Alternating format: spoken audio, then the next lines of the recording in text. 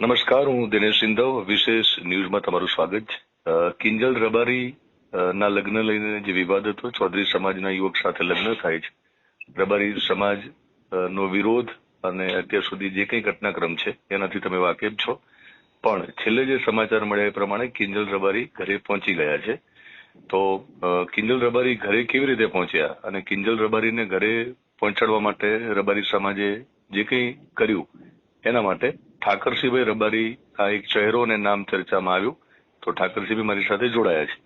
ઠાકરજીભાઈ, છેલ્લા સમાચાર જે મળી રહ્યા છે શું છે? સમગ્ર ગુજરાતના મીડિયાનો આભાર અને ગુજરાતના મારા માલધારી સમાજના યુવાનો આગેવાનો એમના સંસ્કાર ને એકતા બતાવીને સમાજમાં જે ઉકળતો ચડવો હતો, દરેકની વેદના હતી, ત્યારે ચૌધરી સમાજના આગેવાનોએ પણ આ સમાજનું માન રાખી બંને સમાજના આગેવાનોએ ખૂબ સુલેહ શાંતિથી સુંદર રસ્તો કાઢ્યો અને દીકરીને પણ સમજાવ્યું કે મા બાપની વેદનાને સમજી અને દીકરી ઘરે આવી ગઈ છે, એટલે દરેકનો હૃદયથી આભાર. ઠાકરજી, બીજો સવાલ એ છે કે આખો જે ઘટનાક્રમ છે એનાથી એમ તો ગુજરાતને ખબર છે એટલે આપણે રિપીટ નથી કરતા, પણ બીજા સમાજને પણ જાણવું હશે કે એ સમાજમાં પણ આ પ્રકારના બનાવો બનતા હોય છે. તો આગેવાન તરીકે તમે એવું શું કર્યું અને કઈ પદ્ધતિ અપનાવી અને કેવી રીતે કિંજલ ઘરે પાછી આવી, થોડુંક ડિટેલમાં સમજાવો. મેં કશું નથી કર્યું. મારો સમાજ એક જ અવાજ ઉપર એકતાના દર્શન કરાયા. ગુજરાતના પોરબંદર થી પાલનપુર હોય, નડેશ્વરી થી નડિયાદ હોય, સમગ્ર ગુજરાત અને રાજસ્થાનના સમાજના યુવાનો વડીલો એમની જે ઊંફ આપી અને સમર્થન આપ્યું, એકતાના દર્શન કરાયા. એ સમાજની તાકાત છે અને સમાજની એકતાના દર્શન થયા અને સમાજનું સૌમાન સચવાણું છે. કિંજલબેન સાથે તમારે વાત થઈ? વાત નથી કરી, એમના મા બાપ કરે. આપણે દીકરીને ક્યારે ભૂલ થઈ જાય બિચારીને એને આપણે દુઃખી કરવા નથી માંગતા. એ સમજુ દીકરી સમજી ગઈ છે ત્યારે એનો આભાર. આપણે એક દીકરીને પછી વધારે પડતું ભૂલું કરવું એ બરાબર. બિલકુલ.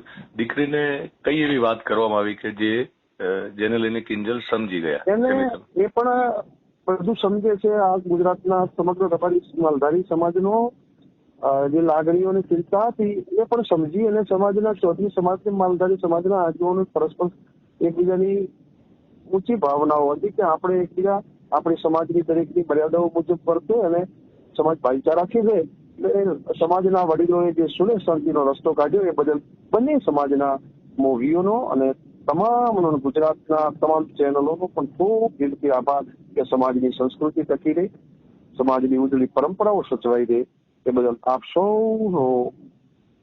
ઠાકરજીભાઈ, કિંજલે એક સવાલ પણ કર્યો હતો સમાજને, જે દરેક સમાજની દીકરી કદાચ કરી શકે, કે જે તે સમાજનો દીકરો જો બીજી જ્ઞાતિમાંથી જયારે દીકરીને લાવે છે, પરણે છે, તો ત્યાં સમાજના મોભીઓને વાંધો નથી, પણ એક દીકરી જયારે કોઈ બીજી જ્ઞાતિના યુવક સાથે પરણે છે, આંતરજ્ઞાતિને લગ્ન કરે છે, તો શા માટે વિરોધ? તો દીકરો અને દીકરીમાં જે ભેદભાવ છે એને લઈને તમે શું માનો છો? એ બાબતે કાલે ચૌધરી સમાજના અમારા કુંડાળિયાના દશરથભાઈ ડેપ્યુટી સરપંચ એને વિડીયો મૂક્યો હતો કે અગાઉ એમના ગામની ચૌધરી સમાજની દીકરી અમારી છોકરો લઈ ગયો હતો ને મેં પાછી અપાવી હતી. કાલનો જ લાઈવ કિસ્સો છે. થરાદના કરબુરના સરપંચ ચૌધરીએ વિડીયો મૂક્યો છે થોડાભાઈએ. કાલે જ મેં ચૌધરી સમાજની દીકરી રબારી સમાજનો દીકરો લઈ ગયો તો પરત અપાવી છે. અમે કોઈ પણ સમાજની દીકરી હોય અમારી દીકરી, એના મા બાપને ઠેસ પહોંચે એવું ક્યારે ન કરીએ. દીકરો અમારો કોઈ દીકરી લાવે તો પરત અપાવવામાં ઠાકરસિંહ રબારી ક્યારેય પાછી પાની નથી કરતો. ઠાકરજી, પોતાની જ્ઞાતિમાં લગ્ન કરવા એ શા માટે જરૂરી છે? સમાજની સુખ દુઃખમાં સાથે રહે.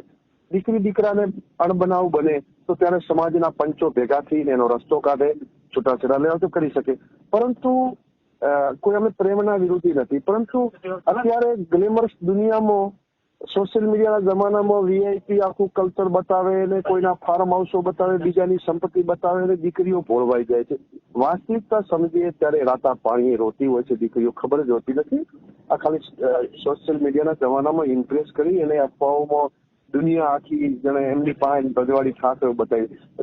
હકીકતમાં આવી જે દીકરીઓને ફોસલાવતા હોય એની પાસે કશું હોતું નથી. એ ખાલી ભપકા અને વ્યાજના પૈસાથી દેખાવ હોય છે કોઈ દીકરીઓને ભોળવવા માટેના. વાસ્તવિકતા દીકરી સમજે ત્યારે બહુ દુઃખી હોય છે. એટલા માટે સામાજિક મર્યાદાઓમાં દીકરી લગ્ન કરે તો એના પરિવાર હોય, કારણ કે દીકરો લઈને જતો રહે તો દીકરાના મા બાપ પણ સાથે નથી હોતો, સમાજ નથી હોતો. દીકરી જાય તો એનો સમાજ માત્ર એ 2 જણા હશે તો પછી એને એકબીજાને ઠપકો આપીને સમજાવનારું કોઈ ન મળે. એના કારણે દીકરો કે દીકરી દુઃખી થતા હોય છે. એટલે અમારી લાગણી છે કે સમાજની આપણી સંસ્કૃતિ છે અને સંસ્કૃતિ મુજબ ચોરીમાં કન્યાદાન કરવાનો અધિકાર એના બાપ ને ભાઈને છે. જવ ને તલ હોમી અને ચંદ્રની સાક્ષીએ જયારે 4 ફેરા ફરી અને કન્યાદાન એ મા બાપ કરે, એ આપણી સંસ્કૃતિ સચવાઈ રહે એના માટે સમાજમાં લગ્ન કરવા જોઈએ. ઠાકરજી, કોઈ પણ જ્ઞાતિ હોય, માનો કે રબારી હોય, ચૌધરી હોય કે ગુજરાતની કોઈ પણ જ્ઞાતિ હોય, બીજી જ્ઞાતિના યુવકો આ રીતે ભોળવી જતા હોય છે, છેતરતા હોય છે અને પછી દીકરી દુઃખી થતી હોય છે. એ વાત તો આપણે કરી, પણ માની લો કે પોતાની જ જ્ઞાતિ, કોઈ પણ જ્ઞાતિ હોય, પોતાની જ જ્ઞાતિના પણ કેટલાક એવા છોકરાઓ હોવાના કે જે છોકરીને ગુમરાહ કરશે, એક જ જ્ઞાતિનો હોવા છતાં પણ એનું જીવન બરબાદ કરી શકે, બગાડી જાય. તો દીકરીઓને બીજી વાર તમે શું કહેશો કે પોતાની જ્ઞાતિના છોકરાઓની પસંદગીમાં પણ શું ધ્યાન રાખવું? હું તમને કહું, અમારા સમાજની તો પરંપરા છે કે જયારે દીકરી કે દીકરાનું હગાઈનું માંગવું આવે તો એ મા બાપ નથી કરી શકતા. એના આખા પરિવારને 50 ઘરનો નેહડો હોય તો એમને પૂછે કે આ દીકરીની હગાઈ પૂછે છે તો તમે બધા પરિવાર રાજી હો તો કરું. પરિવારના મા બાપ સીધે બધાની સહમતિ લઈ અને સામે દીકરીનું કરવાનું હોય તો દીકરાનું મોસાળ ક્યાં છે, એનું બ્રેકગ્રાઉન્ડ શું છે, એ બધું આખી ખાનદાની જોઈને કરતા હોય છે. એટલે કહેવત છે કે પડી પટોળે ભાત ફાટે પણ ફીટે નહીં. જી, એટલે ટૂંકમાં બંને સાઈડ એના મોસાળ પક્ષ, એક પરંપરા હતી આપણી સંસ્કૃતિની અને જૂના કાળની કે એના મોસાળ પક્ષની પણ આપણે ચકાસણી કરતા. દરેકના સંસ્કારો, કોઈ પણ આપણે અત્યારે પશુ ખરીદતા હોય તો સારી ઓલાદનું, તો એના કોઈ પણ કુળના જયારે લગ્નો કરવાના હોય દીકરા દીકરા, તો એના કુળના સંસ્કારો અને મર્યાદાઓ અને બધાના વિચારી કરતા હોય તો ભવિષ્ય ક્યારેય દુઃખ ના આવે. આજે વૃદ્ધાશ્રમ થઈ રહ્યા, દુઃખી છું, પણ મને આનંદ છે કે મારા માલધારી સમાજના એક પણ મા બાપ વૃદ્ધાશ્રમમાં નથી.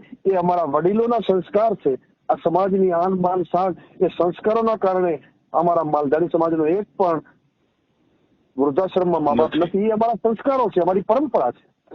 ઠાકરજીભાઈ, હમણાં જે ગુજરાત સરકારે કાયદો બનાવ્યો કે જે લગ્ન નોંધણી માટેના જે નિયમો અને જે પદ્ધતિ છે એમાં ફેરફાર કર્યો છે, પણ તમને શું લાગે છે કે જે પ્રકારે આ બનાવ બને છે કે આ બનાવ જે બને છે કે દીકરીઓ ભાગી જતી હોય છે અથવા તો પોતાની ઈચ્છાથી જતી હોય છે, પણ મા બાપને જયારે પસંદ ના હોય સામેનું વ્યક્તિ, સામેનો એ આંતરજ્ઞાતિ હોય અથવા તો જ્ઞાતિનો પણ કોઈ પણ હોઈ શકે, તો નવી પદ્ધતિ માં તમને કોઈ ઉણપ લાગે છે કે આ પદ્ધતિ સારી છે?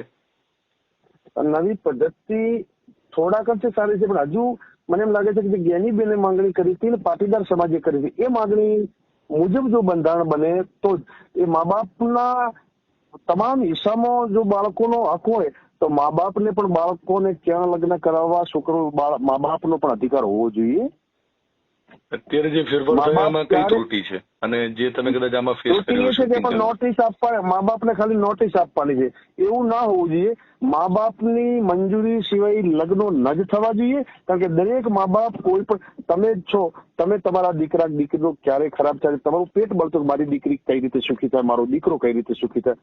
કોઈ મા બાપ એના સંતાનનું ક્યારે 20 વર્ષ સુધી મા તરીકે દીકરાને, મા તરીકે દીકરીને, બાપ તરીકે દીકરા કે દીકરીને પ્રેમ આપ્યો હોય, 20-22 વર્ષની દીકરી થાય અને જાગીને નહીં પણ ભાગીને જાય, પરંતુ એ 20-22 વર્ષના મા બાપનો પ્રેમ, ભાઈનો પ્રેમ, એના મોસાળનો પ્રેમ, એ સમાજના 20 વર્ષના પ્રેમને ત્યાગી દે તો એ 5-10 દિવસના પ્રેમની તો કઈ રીતે કદર થવાની? એ પ્રેમ ક્યાં લાંબો ટકવાનો છે જો તમે 20 વર્ષના મા બાપના પ્રેમને ભૂલી જાઓ છો?